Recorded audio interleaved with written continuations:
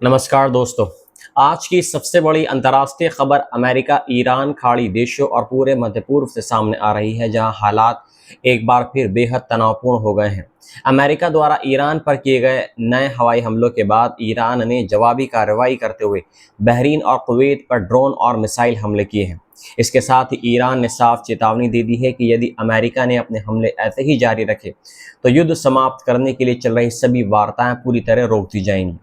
वहीं दुनिया की सबसे इंपॉर्टेंट समुद्री व्यापारिक लाइफलाइन माने जाने वाली स्ट्रेट ऑफ हार्मोज को लेकर भी नया विवाद खड़ा हो गया है, जिससे वैश्विक तेल बाजार और अंतर्राष्ट्रीय सुरक्षा दोनों पर बड़ा खतरा मंडराने लगा है। आइए जानते हैं इस पूरी खबर को विस्तार से। दोस्तों, ताज़ा घटनाक्रम के अनुसार अमेरिका ने शनिवार देर रात ईरान के कई सैन्य ठिकानों पर बड़े पैमाने पर हवाई हमले किए हैं।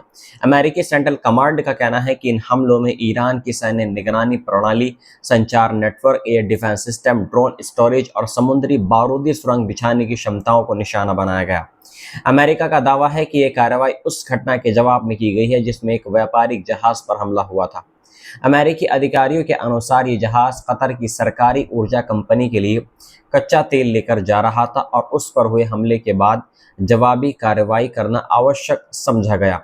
अमेरिकी हमलों के कुछ ही घंटों के बाद ईरान ने भी पलटवार करते हुए बहरीन और कुवैत की ओर ड्रोन तथा मिसाइलें दागी। ईरान की रेवोल्यूशनरी गार्ड ने इन हमलों की जिम्मेदारी ली है।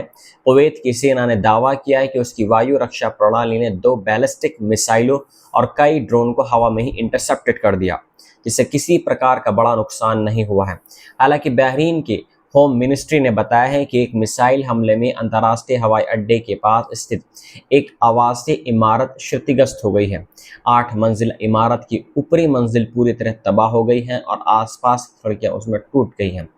राहत की बात यह रही कि इस हमले में किसी नागरिक की मौत नहीं हुई। बहरीन ने इस हमले की कड़ी निंदा करते हुए कहा है कि यह कोई आकस्मिक घटना नहीं बल्कि ईरान की सुनियोजित और लगातार जारी आक्रामक नीति का एक हिस्सा है। बहरीन ने अंतर्राष्ट्रीय समुदाय से इस मामले में हस्तक्षेप की भी मांग की है। गौर करने वाली बात यह है कि बहरीन में अमेरिकी नौसेना के 5वें बेड़े का मुख्यालय मौजूद है। हालांकि जिस इमारत को नुकसान पहुंचा वह उस सैन्य अड्डे से काफी दूर स्थित थी। इस बीच ईरान के विदेश मंत्री अब्बास अराक्ची ने एक बार फिर स्ट्रेट ऑफ हार्मोज को लेकर ईरान का पुराना दावा दोहराया है। उन्होंने कहा कि इस जल मार्ग का संचालन केवल ईरान की निगरानी में होना चाहिए और यदि कोई दूसरा देश या अंतर्राष्ट्रीय गठबंधन यहां अलग व्यवस्था लागू करने की कोशिश करेगा तो इससे तनाव और ज्यादा बढ़ेगा तथा स्ट्रेट ऑफ हार्मोज को सामान्य रूप से खोलने में और देरी होगी। दरअसल पिछले कुछ दिनों से अमेरिका और उसके सहयोगी देशों ने ओमान के तट के पास एक वैकल्पिक समुद्री मार्ग विकसित करने की कोशिश शुरू की है, ताकि जहाज़ों का आवागमन बिना ईरान की सीधी निगरानी के भी जारी रह सके। यही मुद्दा अब दोनों देशों के बीच नए टकराव का कारण बन गया है। अमेरिका समर्थित बहुराष्ट्रीय समुद्री सुरक्षा संगठन ने कहा है कि ओमान के पास आने जाने वाले जहाज़ों के लिए सुरक्षित मार्ग का विस्तार किया गया है और अब तक दर्जनों जहाज इस रास्ते से सुरक्षित निकल चुके हैं। हालांकि ईरान का कहना है कि स्ट्रेट ऑफ हार्मोज अंतर्राष्ट्रीय व्यापार के लिए बेहद जरूरी है, लेकिन इसकी सुरक्षा और नियंत्रण का अधिकार केवल ईरान के पास होना चाहिए। जानकारों का मानना है कि यदि इस समुद्री मार्ग पर संघर्ष और बढ़ता है तो दुनिया भर में तेल और गैस की कीमतों पर इसका सीधा असर पड़ सकता है, क्योंकि वैश्विक ऊर्जा आपूर्ति का बड़ा हिस्सा इसी रास्ते से गुजरता है। उधर अमेरिका और ईरान के बीच इस महीने में अंतरिम समझौते पर भी संकट गहराता दिखाई दे रहा है।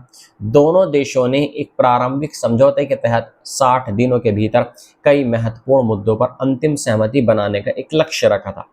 इनमें स्ट्रेट ऑफ हार्मोज में जहाज़ों की आवाजाही, ईरानी बंदरगाहों पर लगी अमेरिकी पाबंदियां, आर्थिक प्रतिबंधों में राहत और ईरान के उच्च स्तर पर समृद्ध यूरेनियम के भविष्य जैसे मुद्दे इसमें शामिल हैं। लेकिन लगातार हो रहे सैन्य हमलों के कारण अब ये पूरी प्रक्रिया खतरे में पड़ती दिखाई दे रही है। ईरान ने साफ अल्फाजों में बोल दिया है कि यदि अमेरिका ने नए हमले जारी रखे तो बातचीत का कोई मतलब नहीं रह जाएगा और सभी वार्ताएं पूरी तरह रोक दी जाएंगी।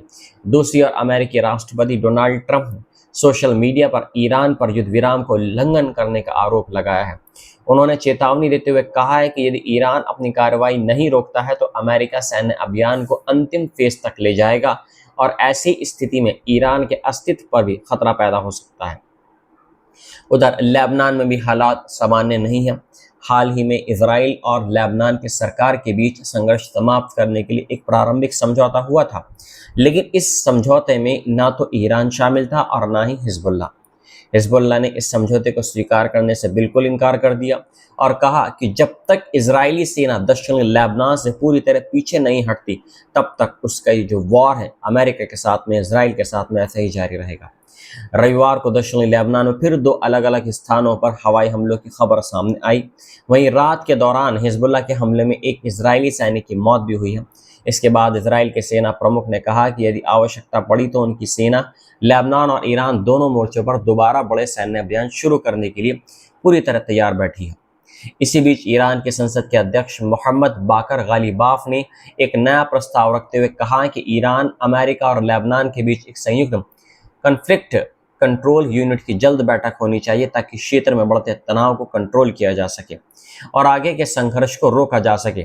दोस्तों, फिलहाल मध्य पूर्व यानी मिडल ईस्ट की स्थिति बेहद संवेदनशील बनी हुई है। एक और अमेरिका और ईरान के बीच चल रही बातचीत पर संकट बहुत ज्यादा गहराता जा रहा है और दूसरी ओर बहरीन, कुवैत, लेबनान और स्टेट ऑफ हार्मोज जैसे कई मोर्चों पर तनाव लगातार बढ़ रहा है। यदि आने वाले दिनों में दोनों पक्ष संयम नहीं बरतते हैं तो इसका असर केवल मध्य पूर्व तक सीमित नहीं रहेगा, बल्कि पूरी दुनिया की अर्थव्यवस्था, ऊर्जा आपूर्ति और वैश्विक सुरक्षा पर भी पड़ सकता है। अब सबकी निगाहें इस बात पर टिकी हुई हैं कि क्या अमेरिका और ईरान दोबारा बातचीत के मेज पर लौटेंगे या फिर यह टकराव एक और बड़े क्षेत्रीय युद्ध का रूप ले लेगा।